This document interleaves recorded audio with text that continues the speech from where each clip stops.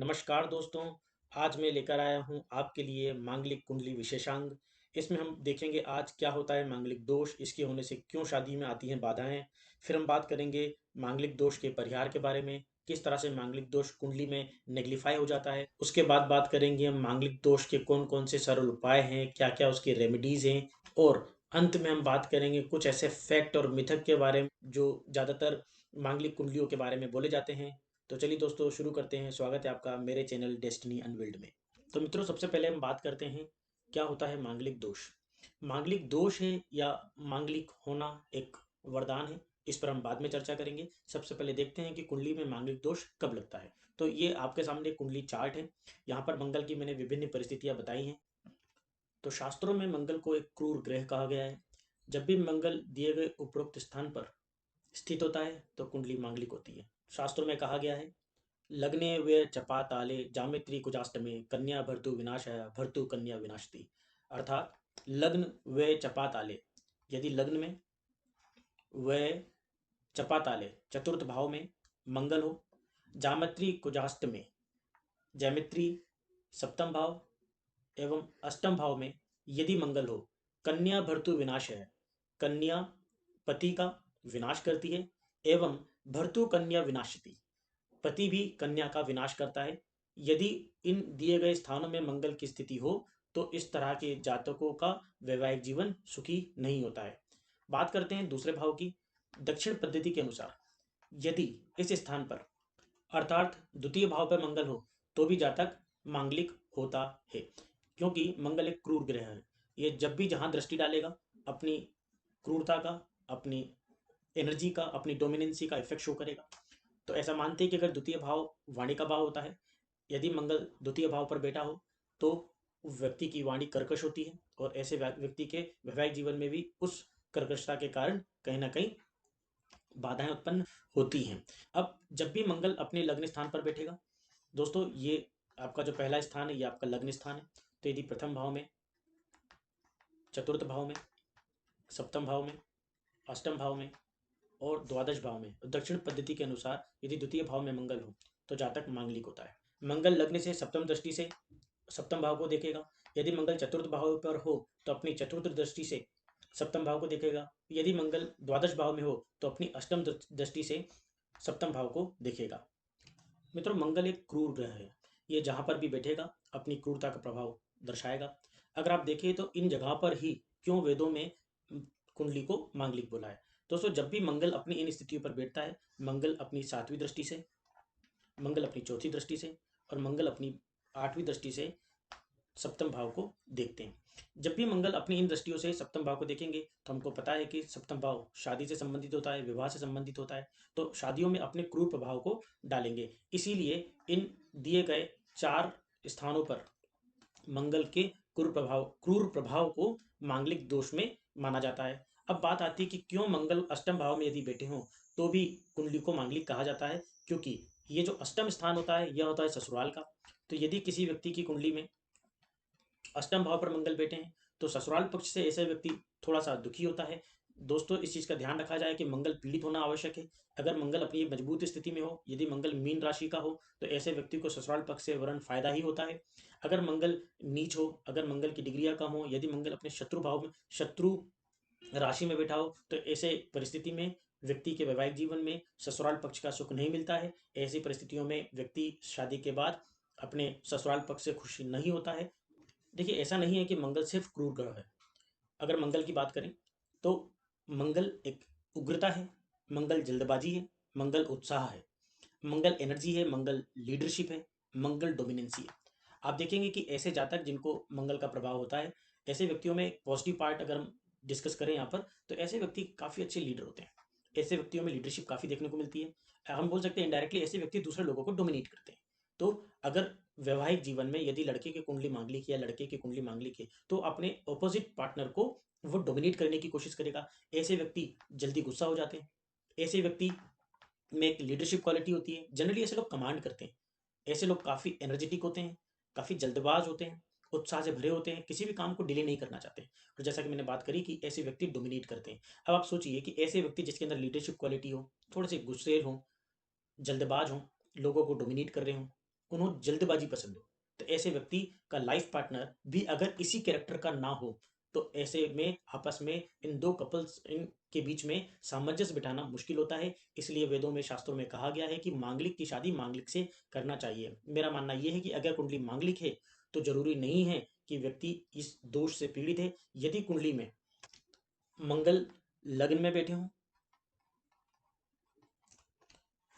यदि कुंडली में मंगल स्वयं की राशि में एवं लग्न में बैठे हों, या फिर मंगल दसम भाव पर बली होकर अपने उच्च स्थान पर बैठे हों, तो ऐसी कुंडली में मांगलिक दोष देखने को नहीं मिलता है। यदि मंगल अपनी स्वयं की राशि में लग्न में बैठे हों, दोस्तों यहाँ पर नंबर कोई भी हो सकता है, हम यहाँ पर बात कर रहे हैं सिर्फ भाव की। अपने यदि मंगल लग्न में बैठे हों, यदि मंगल आपके चतुर्थ भाव में बैठे हों, या यदि मंगल अपने सप्तम भाव में बैठे हों, परंतु यदि मंगल अपनी उच्च राशि में, अपनी स्वयं की राशि मेष में, स्वयं की राशि वृश्चिक में, अपनी उच्च राशि मकर में बैठे हों, तो ऐसे व्यक्ति मंगल दोष पूर्णतः नहीं लगता है।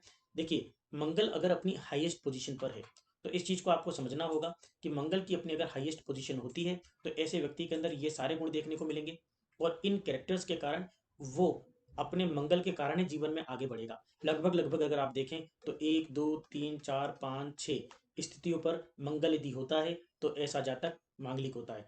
और अगर 12 राशियों में से अगर 6 स्थान पर मंगल की स्थिति हो, तो जातक मांगलिक है। ये कहीं ना कहीं इसका 50% होता है। इसका मतलब ये हुआ कि समाज में जितने भी लोग उपस्थित हैं, यदि उनकी कुंडलियां निकाल कर देख ली जाए, तो 50% लोग आपको मांगलिक मिलेंगे। इसका मतलब ये हुआ कि मांगलिक एक दोष नहीं, एक गुण है। ये ज्यादातर लोगों की कुंडलियों में पाया जाता है। हाँ, यदि मंगल पीड़ित है, यदि मंगल अपनी अच्छी अवस्था में नहीं है, शत्रुगत है, या उसकी युति शनि के साथ है, राहु के साथ है, एक गलत स्थान पे, तो ऐसे व्यक्तियों के अंदर कुछ खास तरह की प्रॉपर्टीज होती हैं जो उसके वैवाहिक जीवन को खराब करती हैं, बाधित करती हैं, दुखी करती हैं। कभी भी यदि किसी कुंडली का हमें मांगलिक विचार करना हो, तो सामान्यतः हम या तो लग्न कुंडली लेते हैं, या फिर हम चंद्र कुंडली लेते हैं। कई बार हम सूर्य एवं शुक्र कुंडली से भी, शुक्र लग्न से भी मांगलिक होने का विचार करते हैं। मैंने ऐसा पाया है कि सामान्यतः जब भी हम लग्न कुंडली से अगर मांगलिक देख रहे हैं, तो ऐसा मांगलिक प्रभावशाली होता है। ऐसे में मंगल का प्रभाव ज़्यादा देखने को मिलता है। लग्न, चंद्र, सूर्य और शुक्र कुंडली से मंगल को देखा जाता है, लेकिन लग्न कुंडली से यदि कोई जातक, यदि कोई व्यक्ति मांगलिक है, तो ऐसे मांगलिक प्रभाव ज़्यादा प्रबल होंगे। चंद्रमा कुंडली से बनने वाले मांगलिक प्रभाव आंशिक रूप से समझे जाते हैं।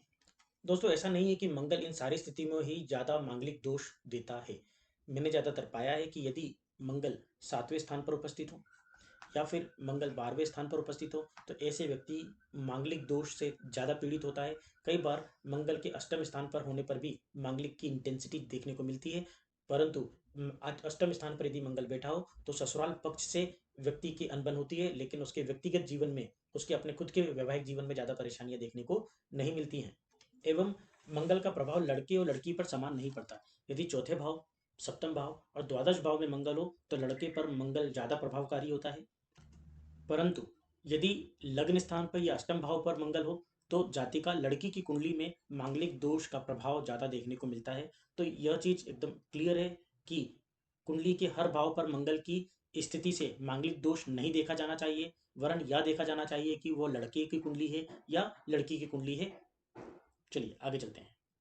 कई बार लोग अपनी कुंडली में मांगलिक दोष को देखकर डर जाते हैं, लेकिन सामान्यतः मैंने ऐसा देखा है कि मंगल दोष न होने के बावजूद भी कुंडली में यदि नाड़ी दोष हो या भकुट दोष हो, तो भी उन्हें अपने वैवाहिक जीवन में परेशानियां आती हैं। तो नाड़ी दोष और भकुट दोष का भी एक बार सत्यापन करना चाहिए। कुंडली में मांगलिक दोष के लिए भावचलित कुंडली का अध्ययन करना भी काफ़ी जरूरी है।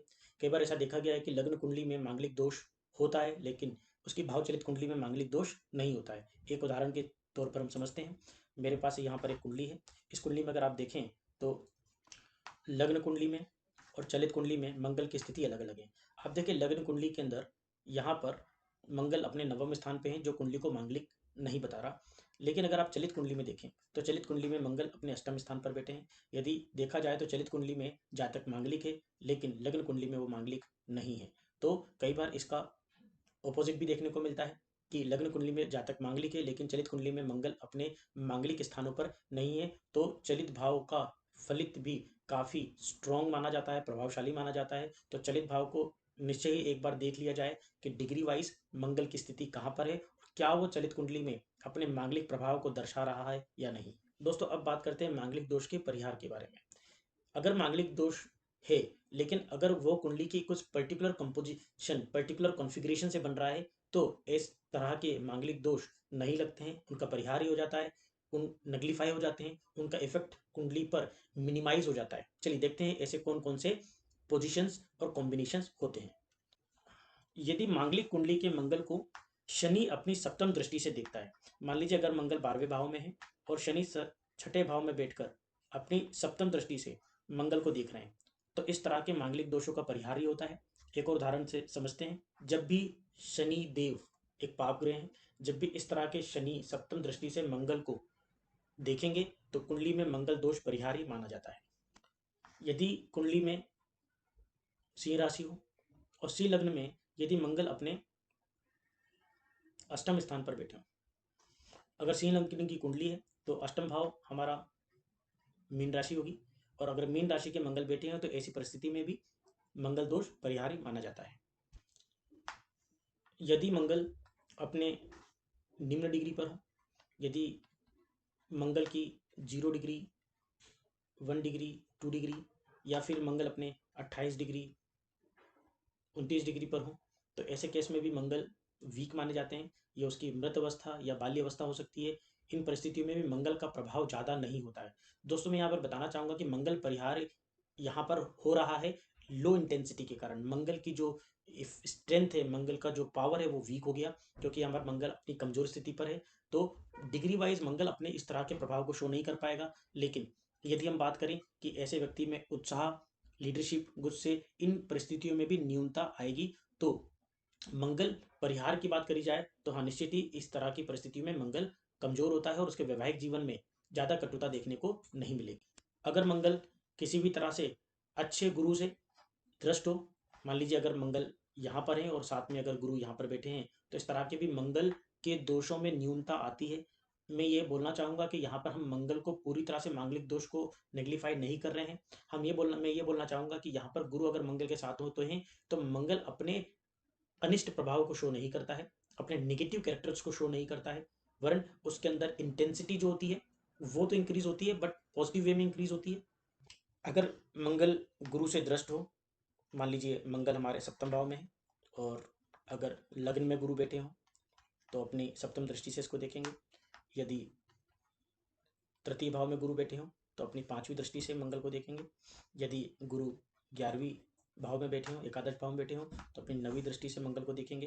इस तरह से गुरु अगर मंगल अगर गुरु से दृष्ट हो तो मंगल अपने अननेसेसरी उग्रता को, जल्दबाजी को कंट्रोल करता है, अपनी एनर्जी को कंस्ट्रक्टिव वे में यूज करता है, इसका एक अपनी एनर्जी का कंस्ट्रक्टिव इंटरफेरेंस बनाता है और आने वाले जो डिसीजन लेता है वो एक प्रॉपर वे में लेता है। तो मंगल दोष ना बोलकर मंगल की क्वालिटी एक इंप्रूव होती है। तो इस केस में भी मांगलिक दोष वैवाहिक जीवन पर भी जो देखने को आता है वो कम मिलता है। ऐसा व्यक्ति काफी संतुलित होता है, कमांड करेगा, डोमिनेट करेगा, लेकिन एक लिमिटेड वे में, एक कंस्ट्रक्टिव वे में डोमिनेट करेगा। तो इस तरह के दोषों को भी मांगलिक दोषों की गणना में नहीं लिया जाता। यदि कुंडली में अस्त मंगल उपस्थित हो तो भी मंगल के पावर को थोड़ा सा डिमिनिश होता है, मंगल का पावर कम होता है और ऐसे केस में भी मांगलिक परिहार माना जाता है। चलिए अब बात करते हैं मंगल दोष के सरल उपायों के बारे में कि वो कौन कौन से उपाय हैं जिनको कर कर आप मंगल दोष को कम कर सकते हैं, मंगल दोष में न्यूनता ला सकते हैं। पहला उपाय है मध्य प्रदेश के उज्जैन जिले में मंगलनाथ मंदिर के दर्शन कर सकते हैं। वहाँ पर विशेष मंगल दोष निवारण पूजा भी होती है, जहाँ पर हम चावल और दही की पूजा करते हैं। चावल के पूजा और दही की पूजा करने से मंगल के एनर्जी को कंट्रोल किया जाता है। ऐसा शास्त्रों में माना गया है कि चावल और दही एक ठंडे पदार्थ होते हैं और इनका अर्पण करने से मंगल दोष की ऊर्जा में कमी आती है। तो यदि आप मांगलिक दोष से पीड़ित हैं तो जीवन में एक बार यहाँ पर मंगलनाथ मंदिर पर जाकर आप पूजा जरूर करवाएं। मंगल दोष निवारण के लिए कुंभ विवाह कई बार करवाया जाता है। लड़की की कुंडली में यदि मांगलिक दोष है तो कई बार कुंभ विवाह करवाया जाता है। कुंभ विवाह में हम लड़की की शादी सिंबॉलिक तौर पर, सांकेतिक तौर पर भगवान विष्णु से करवाते हैं। ऐसा माना जाता है कि भगवान विष्णु जो हैं ये अमरपति हैं और यदि भगवान विष्णु से शादी कर दी जाए तो जातिका के पति की आयु में वृद्धि होती है। तो कुंभ विवाह का काफ़ी अच्छा फल माना जाता है। मंगल दोष को काटने के लिए कई बार घट विवाह भी देखा जाता है।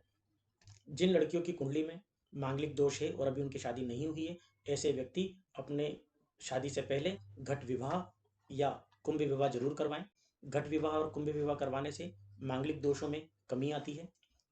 यदि लड़की या लड़के का विवाह हो चुका है और मंगल दोष से पीड़ित है, तो ऐसे जातक मंगल चंडिका स्तोत्र का पाठ करें नित्य। ऐसे जातक सुंदरकांड का पाठ करें तो भी मंगल दोष में न्यूनता आती है। लड़कियां शादी के बाद मंगल गौरी व्रत कर सकती हैं हर मंगलवार को।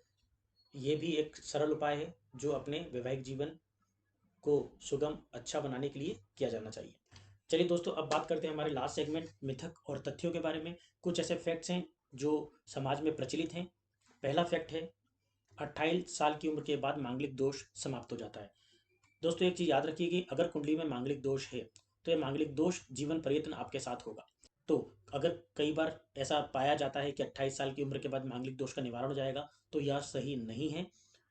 कुंडली में मांगलिक दोष जीवन पर्यंत होता है। हाँ, 28 साल को छोड़कर हम ऐसा मान सकते हैं कि जीवन का 30 साल, 35 साल, 40 साल के बाद अपने अनुभव के आधार पर व्यक्ति डिसीजन लेता है, लोगों को डोमिनेट नहीं करता है और पॉजिटिवली डोमिनेट करेगा तो वो मांगलिक गुणों की श्रेणी में बाहर हो जाता है। चलते आगे। दूसरा फैक्ट ये है, क्या मांगलिक का विवाह केवल मांगलिक से होना चाहिए? अगर देखा जाए तो मांगलिक एक एनर्जी है, मंगल एक एनर्जी है, और अगर कुंडली मांगलिक है तो अगर उसकी एनर्जी को कंपनसेट करना है, अगर एक कंस्ट्रक्टिव इंटरफेरेंस बनाना है, एनर्जी का सिंक्रोनाइजेशन करना है, तो मांगलिक लोगों को अच्छाई एनर्जी वाले मांगलिक से ही विवाह करना चाहिए। तो मैं मानूंगा कि मांगलिक का विवाह मांगलिक से होना चाहिए। यहाँ पर एक केवल वर्थ, जो यहाँ पर एक जो शब्द का यूज किया गया है केवल, यह सही नहीं है। कहने का मतलब ये है कि सिर्फ ऐसा नहीं होना चाहिए कि मांगलिक की शादी मांगलिक से ही होना चाहिए। यदि मंगल उच्च का हो, यदि मंगल गुरु से दृष्ट हो, या फिर लड़का या लड़की के किसी एक की कुंडली में चंद्र से भी अगर मांगलिक हो, कि मान लीजिए लड़का लग्न कुंडली से मांगलिक है और लड़की अगर चंद्र कुंडली से मांगलिक है, तो लग्न और चंद्र की आंशिक मांगलिकता में भी शादियां हो जाती हैं। तो मांगलिक की मांगलिक से शादी होना जरूरी नहीं है। मैंने इससे पहले आपको एक चीज बताई है कि लड़के की कुंडली में मंगल का विशेष प्रभाव चौथे स्थान, सातवें स्थान और 12वें स्थान पर होता है। लड़की की कुंडली में मंगल का विशेष प्रभाव पहले और 8वें स्थान पर होता है। तो यदि लड़के की कुंडली और लड़की की कुंडली में इन स्थानों को छोड़कर अगर मंगल हो, तो भी मंगल के प्रभाव में न्यूनता आएगी। ऐसे व्यक्ति नॉन मांगलिक या फिर आंशिक मांगलिक से शादी करें तो भी मांगलिक दोष बहुत ज़्यादा प्रभावशाली नहीं होता है। तो दोस्तों, अब मैं इस वीडियो को समाप्त करता हूँ। तो आशा करता हूँ आपको वीडियो पसंद आया हो। चलिए मिलते हैं, नमस्कार।